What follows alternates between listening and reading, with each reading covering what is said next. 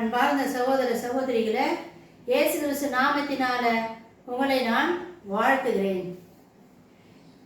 இன்னைக்கு நம்மளுடைய செய்தி வீடியோவில் என்னவா இருக்குன்னாக்கா, இஸ்ரேல் தேசத்தை பற்றி தான் இன்னைக்கு நம்ம பேச போகிறோம். ஏன்னா உண்மை தெரியாதவங்க நிறைய பேர் இஸ்ரேல் தேசத்தை பற்றி, யூதர்களை பற்றி குற்றப்படுத்திக்கிட்டே இருக்கிறாங்க. அதிலும் முக்கியமான பிரபலமான ஆளுங்க தான் இந்த செய்தியை பரப்பிட்டு வராங்க. அதில் முக்கியமாக ஃபாதர் ஜெகன் கஸ்பார் அப்படின்ற ஒரு ஃபாதர், அவர் ஒரு ஆர்சி சபையை சேர்ந்த ஒரு குருவானவர். அவர் குருத்துவ படிப்பு படிச்சிருக்கணும், வேதத்தை அவர் நல்லா படிச்சு இருக்கணும். இது இல்லாமல் வரலாறும் அவர் நல்லா தெரிஞ்சிருக்கணும்.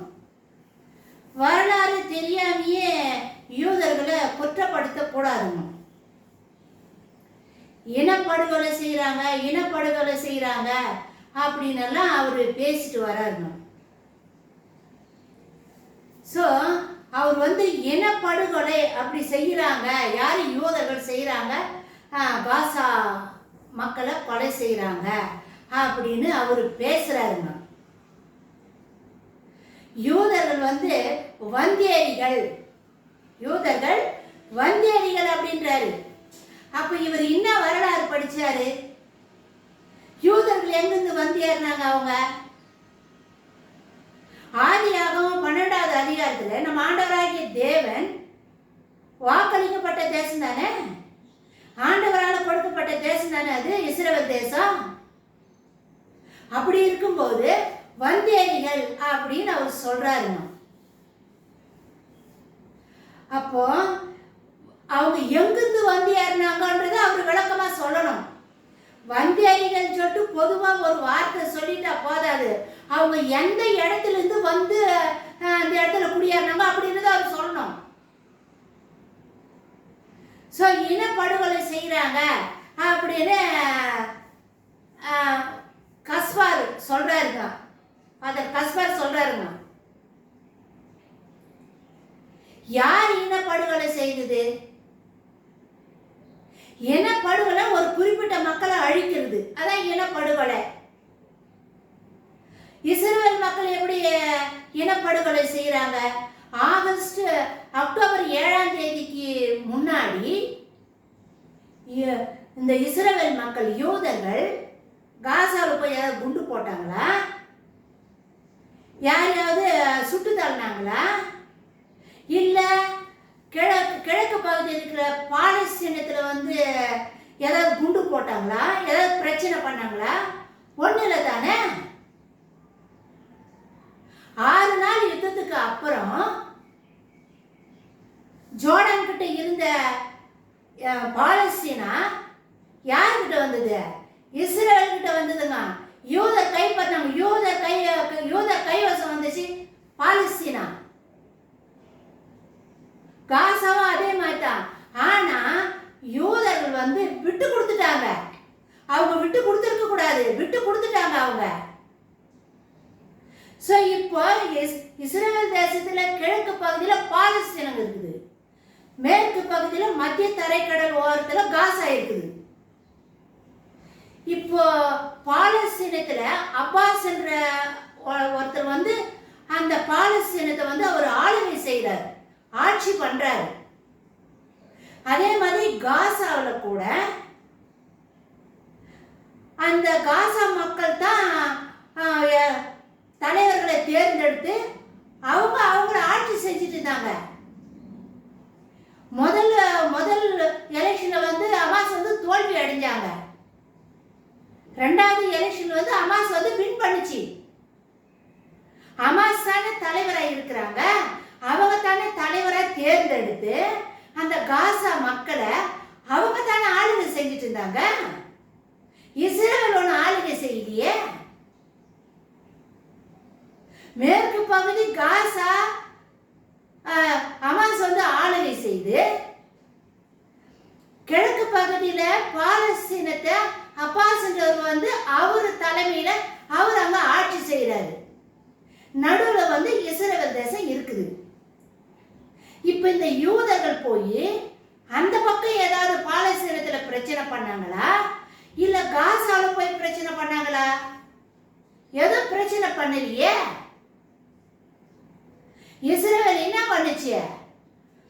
காசால இருக்கிற மக்களுக்கு 18,000 பேருக்கு வேலை வாய்ப்பு கொடுத்துச்சு.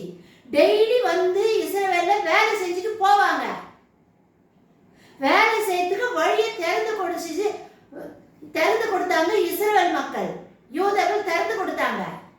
இது இல்லாம காசா மக்களுக்கு தண்ணீர் சப்ளை பண்ணியிருக்காங்க, மின்சாரம் சப்ளை பண்ணியிருக்கிறாங்க.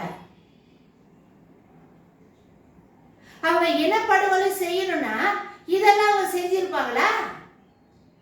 அதே மாதிரி கிழக்கு பகுதியில் இருக்கிற பாலஸ்தீனத்துல அந்த பாலஸ்தீன மக்கள் 1,25,000 பேருக்கு வேலை வாய்ப்பு கொடுத்தாங்க.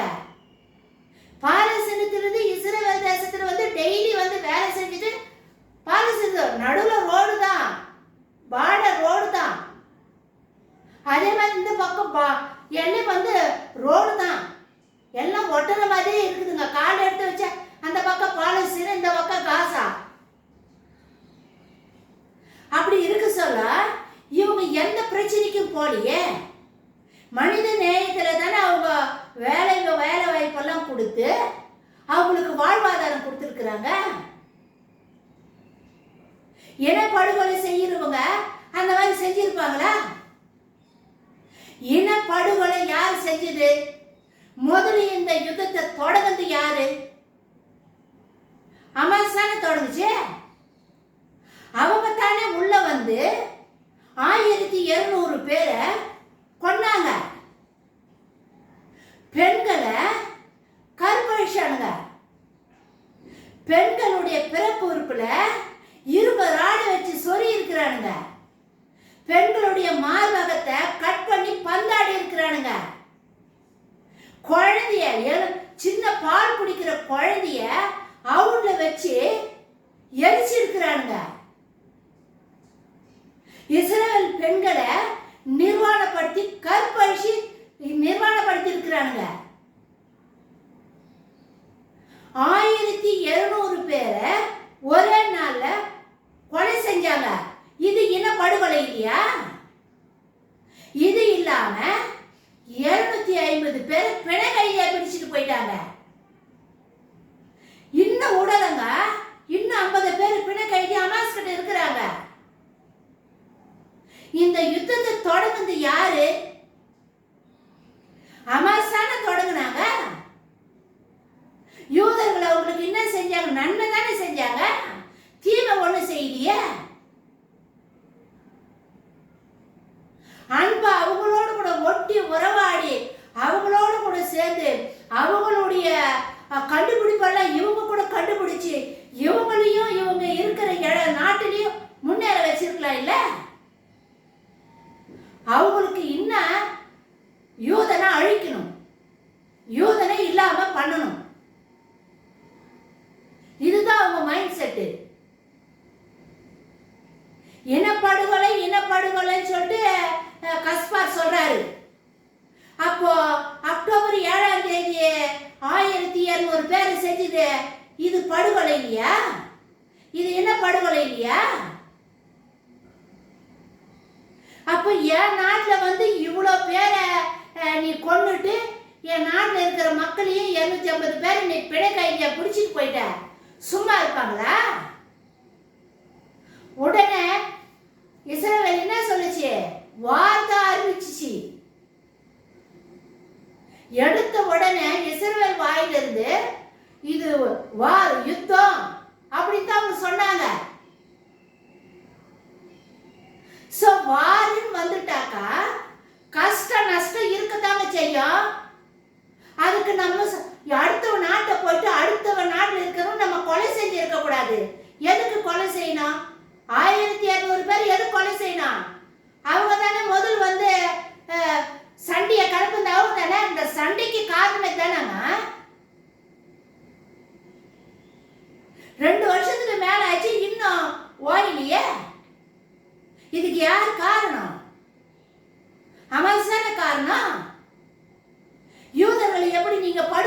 செய்யறாங்க, படுகொலை செய்யறாங்க எப்படி சொல்றீங்க?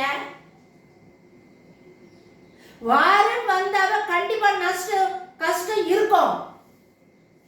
இவ்வளவு பேசுற ஃபாதர் கஸ்பார் வந்து யுக்ரைனுக்கு ரஷ்யாவுக்கும் யுத்தம் நடக்குது, இன்னும் நடந்துட்டு இருக்குது. அதுல 2 லட்சம் வீரர்கள், ராணுவ வீரர்கள் இறந்திருக்கிறாங்க, 2 லட்சம் பேரு. இது இல்லாம பொது மக்கள் எவ்வளவு பேர் இறந்திருக்கிறாங்க. இது ஏன் ஃபாதர் கஸ்பார் கேட்கல? யுக்ரைன்ல இருக்கிற பெண்களும் குழந்தைகளும் அகதிகளாக அடுத்த நாட்டுக்கு ஓடிட்டாங்க. ஆண்கள் மட்டும் யுத்தத்துல இருந்தாங்க. 2 லட்சம் ராணுவ வீரர்கள் இறந்திருக்கிறாங்க. 2 லட்சமா சும்மா இல்ல. இங்க காசால 52,000 பேர் தான் இறந்திருக்கிறாங்க. அதுக்கு நீங்க குரல் கொடுக்கலையே.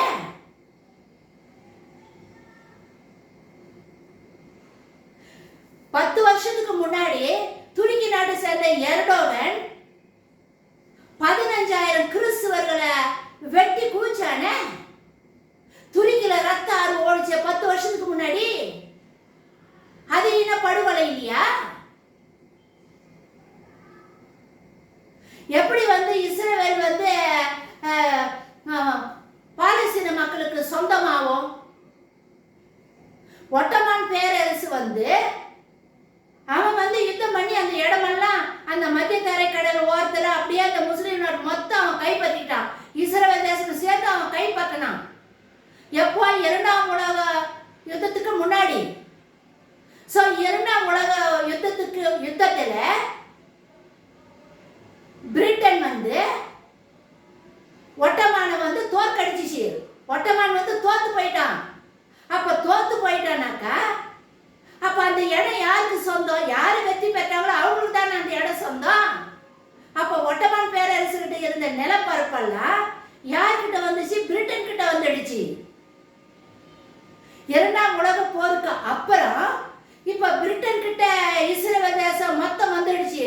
பாலஸ்தீனா, காசா, இப்ப இருக்கிற இது மொத்தமே அதை சுற்றி இருக்கிற அந்த ஒட்டமான் பேரரசு முழுக்குமே பிரிட்டன் வந்து கைப்பற்றிடுச்சு. அப்போ பிரிட்டன் வசம் ஆயிடுச்சு இஸ்ரேல் தேசம் மொத்தமே. இப்ப இஸ்ரேல் தேசம் பிரிட்டன் பார்த்துதான் இஸ்ரேல் தேச யூதர்களுக்காக அந்த நாட்டை கொடுத்துச்சுங்க. 2ஆம் உலக போருக்கு அப்புறம்தான் பிரிட்டன் கிட்ட இருந்த அந்த நிலப்பரப்ப யூதர்கள்கிட்ட கொடுத்தாங்க பிரிட்டன் நாட்டை சேர்ந்தவங்க. சோ அப்படி பிரிட்டன் அந்த இடத்துல இருந்தவங்க அரபியர்கள் தான் இஸ்ரேல் தேசத்துக்குள்ள குடியிருந்தாங்க. சோ ஒட்டமான் வந்து தோற்கடிக்கப்பட்டதுனால யுத்தத்துல இடம் வந்து பிரிட்டன் வசம் ஆயிடுச்சு. இப்ப அங்க இருக்கிற அரபியர்கள் எல்லாம் இடத்தை விற்க ஆரம்பிச்சிட்டாங்க. அந்த இடத்த யார் வாங்குது? யூதர்கள் விலை கொடுத்து வாங்கினாங்க. சும்மா இல்ல. என்ன மாதிரி இடம்? நல்லா செழிப்பா விளையாடுற நிலம் கிடையாதுங்க. வெறும் பாலைவனம். பாலைவனத்தை தான் அவங்க விலை கொடுத்து வாங்கினாங்க. இன்னைக்கு அவங்க எவ்வளவு கஷ்டப்பட்டு அந்த பாலைவனத்தை இன்னைக்கு சோலைவனமா மாத்தி இருக்கிறாங்க. எவ்வளவு கஷ்டம் இருக்கும் கொஞ்சம் யோசிச்சு பாருங்க. பாலைவன நிலத்தை தான் அவங்க விலை கொடுத்து வாங்கினாங்க. சோ ஃபாதர் கஸ்பார் வந்து இவரு வரலாறு நல்லா படிச்சாரா என்னன்றது தெரியல. இவரு வேதத்தை நல்லா படிச்சிருக்கிறாரா? இஸ்ரேல் மக்களுடைய வரலாறு இவருக்கு தெரியாதா? வந்தேரிகள் சொல்லி சொல்றாரு. யார் வந்தேரிகள்? கிபி 70வது வருஷம் ரோமர்கள் யூதர்களை வெட்டி கூச்சாங்க. ஏன்னா இஸ்ரேல் தேசம் வந்து ரோம ஆட்சியின் கீழ் இருந்தது. நம்ம ஆண்டவராகிய இயேசு கிறிஸ்து மரிச்சு கிபி 70வது வருஷம் ரோமர்கள் 35,000 யூதர்களை அந்த எருசலேம் பட்டணத்துல மட்டும் 35,000 யூதர்களை வெட்டி குவிச்சானுங்க. யாரு? ரோமர்கள்.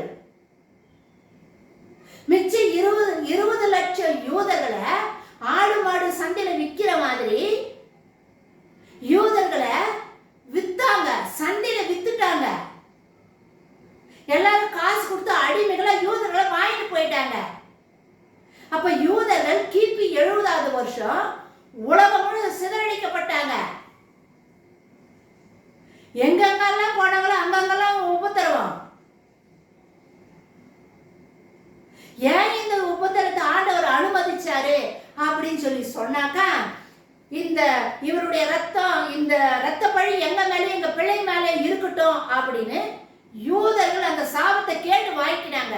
அந்த சாபத்தினுடைய விளைவுனால தான் அவங்க உலகம் முழுவதும் சிதறடிக்கப்பட்டாங்க. கிபி 70ல கிபி 70ல தன்னுடைய சொந்த நாட்டை விட்டுட்டு போனவங்க தான் 1948வது வருஷம் 47ல வராங்க. வந்து சுதந்திர நாடாக பெற்றுக்கொண்டாங்க. அதுவும் காசு கொடுத்து சொந்த இடம். அது அவங்க சொந்த விட்டுட்டு போன அவங்க இடம். அது அவங்க விட்டுட்டு போன இடத்தை தான் அரேபியர்கள் வந்து குடியிருக்க ஆரம்பிச்சாங்க, ஒட்டமான் ஆட்சி செய்யறதுனால. அப்போ எப்படி யூதர்கள் வந்து வந்தியடிகள் அப்படின்னு ஃபாதர் கஸ்பார் சொல்ல முடியும்? இவரு தீவிரவாதத்தை தூண்டுறாரா? இவர் வந்து இந்த அமாஸ் அந்த இயக்கத்தில் இருக்கிறவங்க அந்த கழுத்தை சுத்திக்கின்னு துணி போட்டுக்கிறாங்களா, அந்த துணியை கட்டிருக்கிறாரு. தலையில ஒரு பச்சை கலர்ல பெல்ட் மாதிரி கட்டிருக்கிறாரு. பின்னாடி வந்து கண்ணு வச்சுருக்கிறாரு. ஒரு தீவிர மாதிரி அவரை காட்டி இருக்கிறாரு. ஃபாதர் கஸ்பார் வந்து அப்ப தீவிரவாதத்துக்கு துணை கொடுக்கிறாரா? உண்மை என்னங்க? உண்மை என்னன்னு தெரியணும்ல. யார் முதல் யாரு யுத்தத்தை தொடங்குது? யாரு? அத்தை முதல் சொல்லணும். நீ அத்தை மறைச்சிட்டு பொய்க்கு சப்போர்ட் பண்றீங்க. பொய்ய ஊதி ஊதி ஊதி பூதாகாரமா ஆக்கி யூதனை கெட்டவன் கெட்டவன் அவன் கெட்டவன் அப்படின்னு அவனுக்கு அவன் மேல கெட்ட பேர் கொண்டு வந்து கொடுக்குறீங்க.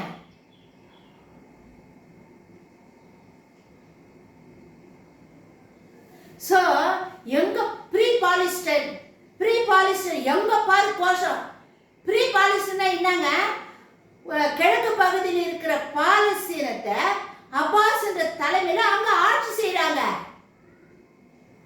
அந்த மக்கள் அங்க வாழறாங்க. அதுக்கு தலைவர் இருக்கிறாங்க. அங்க ஆட்சி நடக்குது. அதே மாதிரி காசாவுல அவங்க காசால இருக்கிற மக்கள் அவங்க தலைவரை தேர்ந்தெடுத்து காசா நாட்டை அவங்க ஆளுகை செய்யறாங்க. சுதந்திரமா தானே ஆளுகை செஞ்சு நின்றாங்க. காசா மக்களும் காசா வந்து அது ஒரு தனி பகுதிங்க, ஒரு தனி நிலம், அது ஒரு தனி இடம். அதுக்கு தனியா ஒரு அரசாங்கம் மாதிரி தலைவர் மாதிரி தேர்ந்தெடுத்து அங்க ஆளுகை செய்யறாங்க. அங்க ஆட்சி நடக்குது. அதே மாதிரி கிழக்கு பகுதியில் இருக்கிற பாலஸ்தீனர்கள் அப்பாஸ் என்ற தலைவரை ஏற்படுத்தி அவங்க கீழே ஆளுகை நடக்குது, ஆட்சி நடக்குதாங்க. இப்படி இருக்கும்போது ப்ரீ பாலிஸ்டியன் ஃப்ரீயா தான் இருக்கிறாங்க. ரெண்டு காசாவும் ஃப்ரீயா தான் இருந்துச்சு, பாலஸ்தீனும் ஃப்ரீயா தான் இருந்துச்சு. இப்போ உலகம் முழுசும் ப்ரீ பாலிஸ்டியன் சொல்லிட்டு கோஷம் போடுறாங்க. யார் அடிமையா வச்சுட்டு இருக்குது? யூதர்கள் போய் அவங்கள 6 நாள் யுத்தத்துல ஜோர்டான் கிட்ட இருந்த பாலஸ்தீனை யார் கைப்பற்றுது? இஸ்ரேல் வசமாச்சு. யூதர்கள் வசமாயிடுச்சு. யூதர்கள் வந்து அவங்க பாலஸ்தீன மக்களுக்கு விட்டு கொடுத்தாங்க. பாலஸ்தீன பகுதி விட்டுட்டாங்க. ஆனா அந்த 6 நாள் யுத்தத்துல யூதர் வசமாயிடுச்சு பாலஸ்தீனம். ரெண்டு பகுதியும் சுதந்திரமா தான் தலைவர்களை தேர்ந்தெடுத்து சுதந்திரமா தான் ஆளுகை செஞ்சு ஆட்சி செஞ்சுட்டு வந்து இருக்கிறாங்க. ஏங்க இஸ்ரேல் தேசத்துல இஸ்லாமியர்கள் வாழற இடம் இருக்குதுங்க. இஸ்ரேல் தேசத்துக்குள்ளவே பெத்தானியா என்ற பகுதியில லாசரு உயிர் எழுந்தாரு பாருங்க, அந்த இடம் பெத்தானியா, அந்த ஏரியா முழுக்க மொத்த முஸ்லீம் தான் இருக்கிறாங்க. அந்த லாசரு உயிர் எழுந்த கல்லறைய பாதுகாத்துட்டு இருக்குது யாருன்னா முஸ்லீம் தான் பாதுகாத்துட்டு இருக்கிறாங்க. பெத்தானியா ஃபுல்லா முஸ்லீம் தான் இருக்கிறாங்க. முஸ்லிம் இனத்துல இருக்கிறவங்க இஸ்ரவேலுடைய படையில இருக்கிறாங்க. இஸ்ரவேல் தேசத்துல ராணுவத்துல இருக்கிறாங்க. யூதர்கள் அந்த இஸ்ரேல் நாட்டுக்குள்ள இருக்கிற அந்த இஸ்லாமியர்களுக்கு படிப்புக்கு உதவி செய்யறாங்க. மற்ற யூதர்களுக்கு என்னென்ன சலுகை கிடைக்கும் எல்லா சலுகை அவங்களுக்கு கொடுக்கறாங்க. எந்த ஒரு வேற்றுமை இல்லாத எல்லா சலுகை அவங்களுக்கு கொடுக்கறாங்க. அவங்க மற்றவங்களை நேசிக்கிறாங்க தானே. இன்னும் 50 பேர் பிணை கைதியா வந்து ஹமாஸ் கிட்ட இருக்குதுங்க. இப்போ ஒரு நாட்டுல இருந்து இன்னொரு நாட்டுக்காரன் வந்து 1200 பேரை கொலை பண்ணிட்டு 250 பேர் புடிச்சிட்டு போய் வச்சுக்கிட்டு இன்னும் விடாம போற நிறுத்து நீ பண்றதெல்லாம் என்ன படுகொலைன்னா சும்மா இருப்பாங்களா? உன் வீட்டுல 10 பேர் இருக்கிற 10 பேரை புடிச்சிட்டு போயிட்டாங்க. 10 பேர் இருக்கிறவங்களை எல்லாம் கொலை பண்ணிட்டு ஒரு 10 பேர் உங்க வீட்டுல இருக்கிறவங்கள புடிச்சிட்டு போயிட்டாங்க. அப்ப நீங்க சமாதானமா இருப்பீங்களா? நீங்க சண்டை போட மாட்டீங்களா? பிடிச்சிட்டு போனவங்களை கொண்டு வரணுன்ற முயற்சி பண்ண மாட்டீங்களா? இஸ்ரவேல் தேசத்துல இருக்கிற யூதர்களை இன்னும் 50 பேர் பிணை கைதி ஹமாஸ் கிட்ட இருக்குது. ஸோ இனப்படுகொலை அப்படின்றது ஹமாஸ் வந்து பொதுமக்கள் மத்தியில் போய் ஒழிச்சுட்டு இருக்கிறாங்க. அவங்க வந்து ஸ்கூலுக்கு மேல மொட்டை மாடியில போயிட்டு ராக்கெட்டை ஏவுறாங்க. அப்போ எங்க இந்த ராக்கெட் வச்சு அங்க அவங்க குண்டு போடுறான். அப்ப அது ஸ்கூல் ஆயிருக்குது. நீ ஏன் ஸ்கூல் மேல ஏறி ஏவுகணை விடுற? மருத்துவமனைக்கு கீழே அண்டர் கிரவுண்ட்ல வந்து டனல்ஸ் வச்சிட்டு இருக்கிற எல்லா ஆயுதங்களை வச்சிட்டு இருக்கிறாங்க. மருத்துவமனை நீங்க பயன்படுத்திட்டு இருக்கிறீங்க. அப்ப தீவிரவாதம் எங்கிருந்து வந்து மருத்துவமனைக்கு கீழே தான் வருது. அப்ப அந்த இடத்துல குண்டு போடுறான். ஸ்கூல் மேல குண்டு போட்டாங்க, மருத்துவமனையில குண்டு போட்டாங்க. நீ எதுக்கு அங்க போயிட்டு குண்டு பணியில் இருக்கிற? மக்களை பின்னாடி தள்ளிட்டு முன்னாடி வந்து நீ யுத்த காலத்துல நில்லு. நீ போராளினாக்கா முன்னாடி வந்து நின்று போராட்டம் பண்ணணும். மக்களை பாதுகாக்கிறதுனாக்கா அதான் போராளின்ற அர்த்தம். உன் உயிரை பாதுகாக்கிறதுக்கு பொதுமக்களை முன்னாடி தள்ளிட்டு பொதுமக்கள் பின்னாடி நீ போய் ஒழிஞ்சுக்கிறிய. இப்ப வழிகடா ஆகுது யாரு? பொதுமக்கள் தானே ஆகுறாங்க. சோ ஃபாதர் கஸ்பார் வந்து அவர் வந்து தீவிரவாதத்துக்கு தான் சப்போர்ட் பண்றாருங்க. அவர் வந்து உண்மையை பேசணும், பொய்க்கு சப்போர்ட் பண்ணக்கூடாதுங்க. அவர் வேதத்தை நல்லா அவர் வந்து ஃபாதர்னு சொல்லி சொல்றாங்க. அப்போ ஃபாதர் வந்து அவரு வேதத்தை நல்லா படிச்சிருக்கணும் தானே. இஸ்ரவேலுடைய வரலாறு தெரியாதா?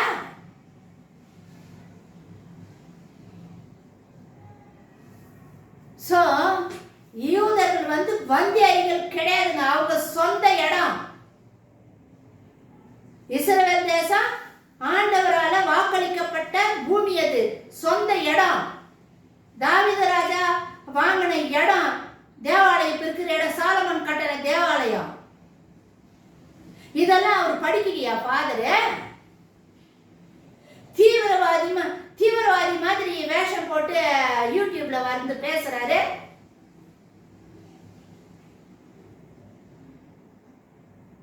உண்மை பேசணுமா, பொய்க்கு சப்போர்ட் பண்ணக்கூடாது. ப்ரீ பாலிஸ்டன் எங்க பாரு ப்ரீ பாலிஸ்டன் ஒரே கோஷம். வெளிப்படுத்தின விசேஷத்துல கூட 3 தவளையின் ஆவிகள் வெளியே வருது அப்படின்னு நம்ம படிக்கிறோம். இந்த 3 தவளையின் ஆவிகள் என்ன தெரியுமா? எல்லாம் ஒன்னா கோரசா கத்தும்.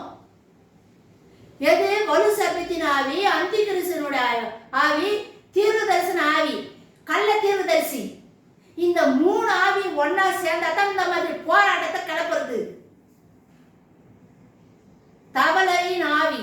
இந்த தவளையின் ஆவி எங்க கிரியை செய்தோ அங்க கோஷங்கள் நடக்கும். நீதிக்கு விரோதமா அநீதியான காரியத்துக்கு கோஷம் போடுவாங்க.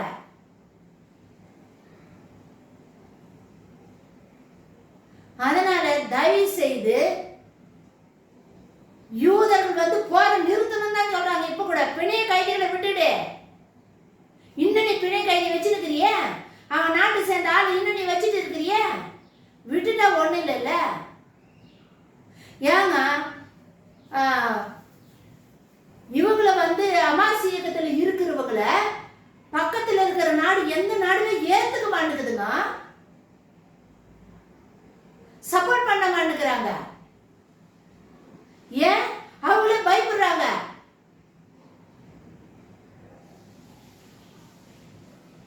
தயவு செய்து யூதர்களை வந்தேரிகள் சொல்றது, ஃபாதர் கஸ்பார் சொல்றது தவறு அப்படின்றத இந்த வீடியோல நான் பதிவு செய்யறேங்க. அவங்க சொந்த பூமிங்க, அது வந்தேரிகள் கிடையாது.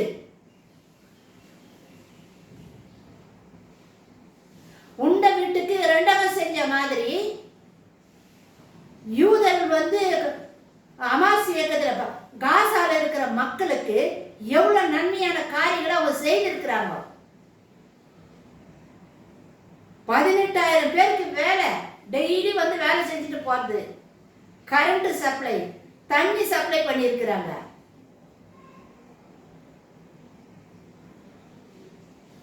சோ நல்லா யோசிக்கணுங்க. அவங்களுக்கு இன்னும் என்னன்னாக்கா யூதர்களை அழிச்சிடணும். யூதர்கள் இருக்கக்கூடாது, யூதர்களை அழிச்சிடணும். அது நடக்கிற காரியமா? தேவனால தேர்ந்தெடுக்கப்பட்ட இனம் அவங்க, தேவனுக்காக பிரித்தெடுக்கப்பட்ட மக்கள் இஸ்ரவேலர், யூதர்கள். மனிதனால் அழிக்க முடியுமா?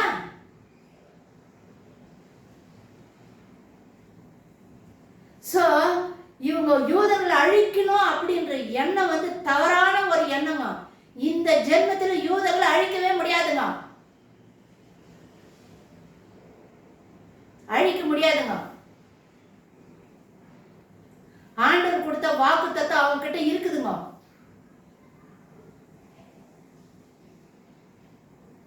சோ இந்த செய்தியை உங்க ஃப்ரெண்ட்ஸுங்களுக்கு ஷேர் பண்ணுங்க. யூதர்கள் வந்தேரிகள் கிடையாது. லைக் பண்ணுங்க, சப்ஸ்கிரைப் பண்ணுங்க. இந்த வீடியோல நான் பேசின செய்தியில உங்களுக்கு ஏதாவது சந்தேகம் இருந்துச்சுன்னா அதை நீங்க கமெண்ட்ஸ்ல எனக்கு தெரியப்படுத்துங்க. மாரநாதா.